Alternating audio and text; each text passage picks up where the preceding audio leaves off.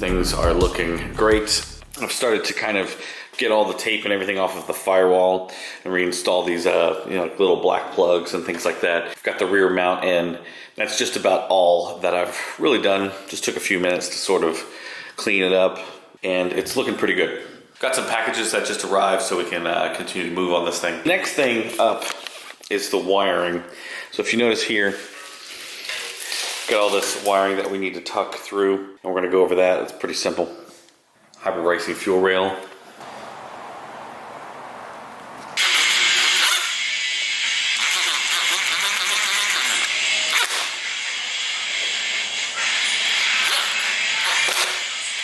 Putting our hybrid racing oil cap on. Now we're also going to use our hybrid racing dipstick, which is a really cool piece.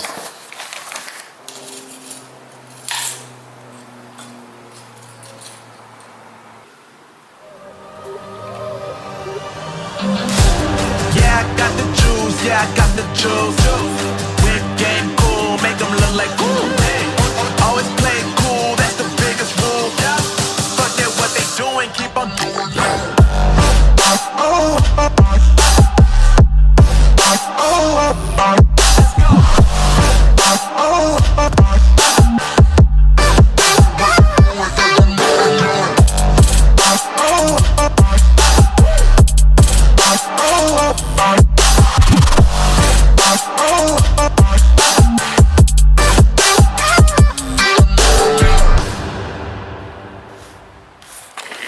It's a beautiful day in the neighborhood for sure. So, still gotta put this thing on. I'm gonna install the upper control arm hardware.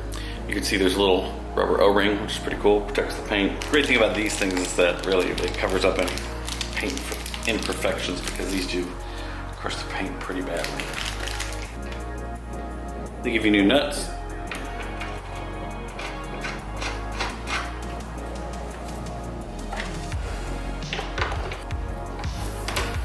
Okay guys, so I've been working on this thing, trying to get just the little things touched up. I was trying to get everything ready for the JB Tune fuel system that I have on the way. I was cleaning some things up, and then I started to notice something, and I then decided I need to pull out the steering rack because it's a power steering rack, and something didn't seem right because there was a lot of fluid leaking all of a sudden, and I really wanted to get it nice and clean, which, you know, was another thing too.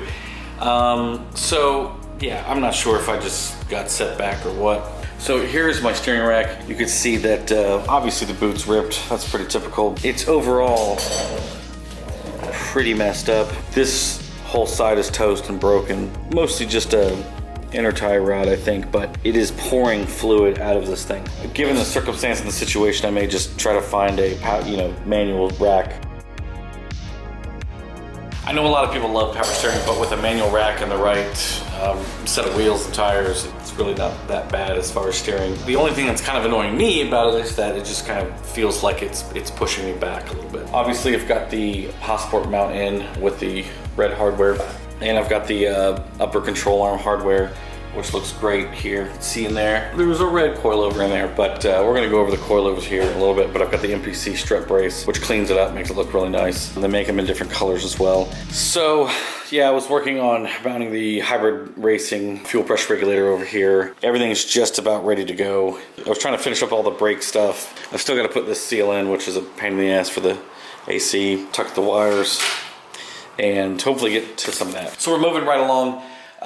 It is February, and I feel like I'm starting to feel the pressure because I've got just about 2 months to finish this thing. I was hoping to take this thing to Import Alliance Atlanta, but I don't know if we're gonna make it, but it's gonna be a mad dash to find out. Yes, it is a beautiful day outside. Hopefully got a much better attitude today. So I have been working on this thing quite a bit over the weekend, and all the hardware is pretty much done. Finally got the hybrid racing fuel pressure gauge on, and I've been working on trying to locate this fuel pressure regulator, but I might actually locate it a little lower down here, possibly. I'm not sure yet. I'm still trying to work all that out, but anyway, so let's move forward. So now, if you notice, we could talk about suspension, and wiring. I've been working on the wiring here. This is all the wiring here, and you're probably like, oh no, you skipped ahead. Very simple. Thing is, when we're going K-series, what I did was I stripped back all of the tape and the plastic loom and peeled it all off clearly. Then what I did was I separated it into sections. This section here is the section for the fuse box. The fuse box is going to stay here. I like that type of location, but we were definitely tucking the headlight wires. Then we have this section of wires that you can tell by the plugs that this normally goes to the engine harness. Well, we're going K-series, so we don't need these. We're not going to use these. Then we have all of the ABS stuff, and you can tell by the orange connectors that we don't need any of this stuff. So what that leaves is, drum roll please. So this is everything for the headlights and the AC. So I need to zip tie these in. So these are for the AC. And the way that I got it through there was I depinned everything. As you can see here, here's a wire that I depinned that I need to put the plug back on. This is for the horn. It's a one wire, so I just haven't done that yet. And the way I did this is for the corner light. Now this has a JDM front end that has a jumper that uses the corner light that jumpers this into this and then goes over here to this light. I know, it's super confusing. But essentially what I did was I depinned everything, including the ground. I pushed all the wires through. This hole right here on the side, I didn't make this hole. This is a factory location. And I zip tied them all against here. You can see you can use zip ties to kind of make it sit right here. When we're done with this, I'm gonna loom it all up and make it look all nice and pretty. But I'm just trying to make sure all the links are where they need to be. So I'm pulling everything this way. So once you pull all the wires through, I'm going to loom this and make sure that it doesn't rub on either side. I've done other wire tuck videos in the past and I get questions all the time about how to do it. It's simple if you know what you're doing. If you do not know what you're doing, don't attempt to do it. I have a video where I did the example on an EK Civic or EJ Civic, and the process is the same. It doesn't matter if you're using an EG Civic or an Integra, the process is exactly the same. You have to identify the wires of what they are, get them through the other side. Now you can go super easy and just drill big holes or drill holes on the other side of the firewall, which some people do. But this is the way that I like to do it. I'm not gonna sit here and show you each in every single wire, but the way that I do it is I take a picture of each plug, then I depin that plug, I put it through the hole, and then as soon as I put it through the hole, I repin that plug with those wires, and I do each one at a time. Again, if you're not comfortable with wiring, do not attempt it. Just stay organized and do one wire at a time. That's what I tell everybody. It's super simple once you kind of understand that. Otherwise, just don't do it if you're not sure. Don't go cutting wires and then reattaching them on the other end. I don't recommend that at all, because then you're really just messing up the integrity of the wiring. So the process that I do is take a picture, depin it, put it through the hole, repin it, then voila, you're done. Let's creep while you and me repeat. This bittersweet heat is suffocating.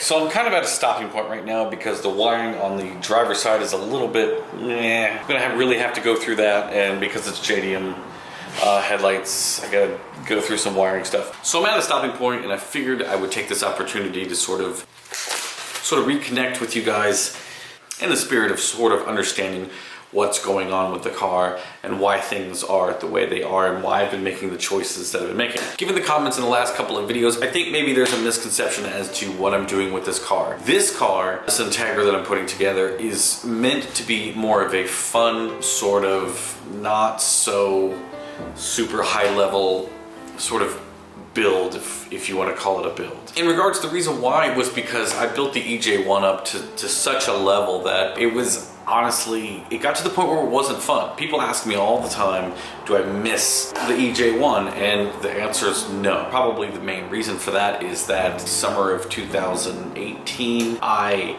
drove that car a lot, and I mean a lot. Drove that car all over the place, and I took it on a bunch of mountain runs that I didn't really film or show. So I really got my enjoyment out of that car, but After that, you know, the problem I had with the car was that it was so nice that I just got nervous taking it anywhere. With this car, I want it to be more budget, fun friendly. I want to have fun with this car. I want to make choices that don't seem to make sense at all. Hence the valve cover. It's just a valve cover. I've got different valve covers. The thing with building a car or having a project car is you can constantly change what you're doing. I'm having a great time, you know, building this and putting this together. The thing is really, it's odd to me that people are commenting thinking that I'm trying to build this show car or this drag car or this all-wheel drive car. I'm not doing that. I'm building a street car that's supposed to be fun.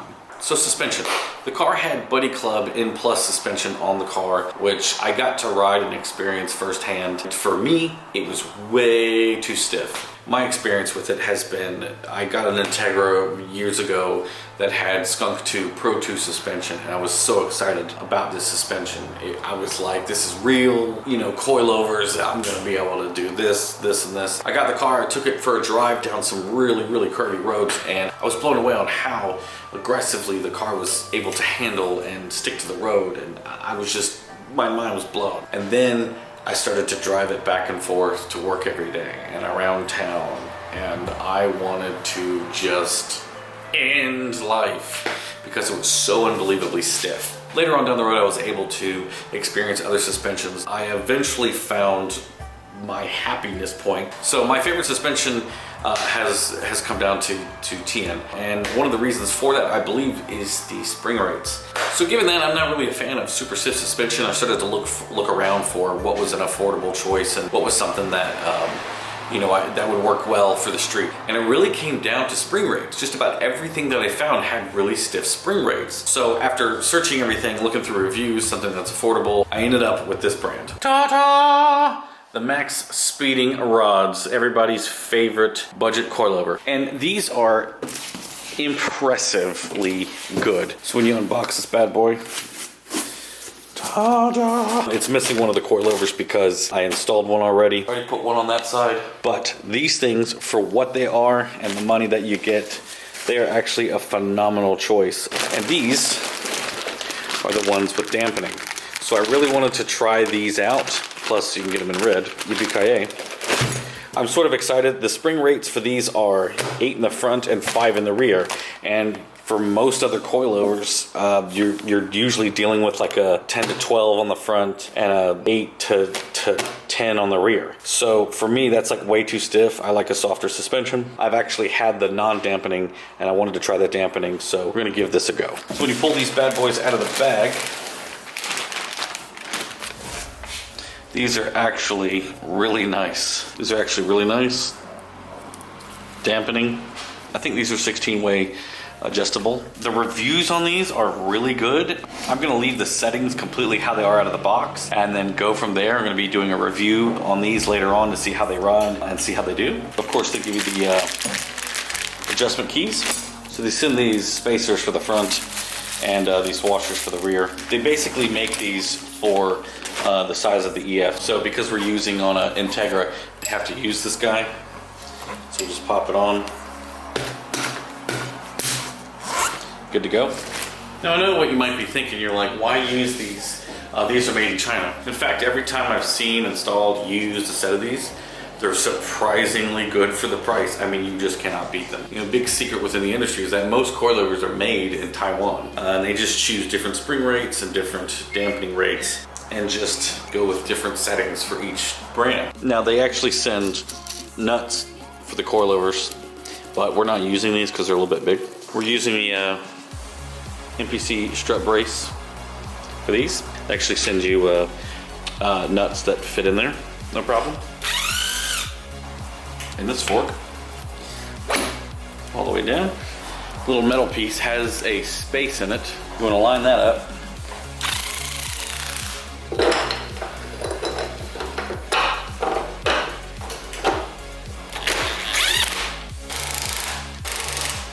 All right, so I wasn't recording. I just put the strut in there, and I also used the MPC strut tower hardware. It has a nice rubber O-ring to protect the paint as well. Probably see a little better on this side. The sun's starting to go down. And of course on the bottom we're gonna put this through. using the hardware as well. Red to death. Now we just gotta do it on this side as well. And we're just about finished all with the back. It's warm down here in Florida. Yeah, this is where I'm gonna wrap the video up. I did something a little silly, I guess. I went ahead and put the front body panels on the car. I didn't like bolt them all on or anything, but I need to clean that side of the garage. But to do that, I put the headlights, front bumper and fenders on just to see what it looked like with the color. And it looks pretty good. I mean, everything is absolutely filthy, but looks pretty cool.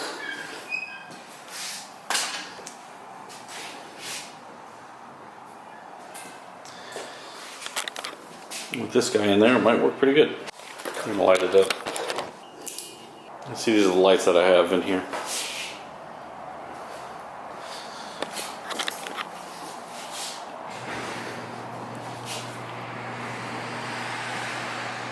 It's almost starting to look like a car again.